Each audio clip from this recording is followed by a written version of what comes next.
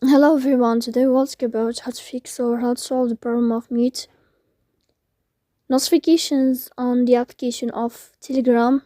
You will go to settings.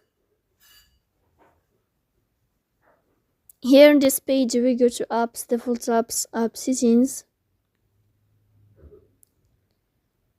In this page, as you see, we'll search about the application of Telegram and you will click. Here in this page of app info, you will go to first stop and you will click OK. Here you will enter to the window of storage.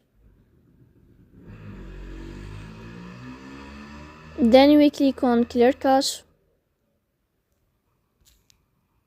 Here we go to Play Store. You will search about the application of Telegram.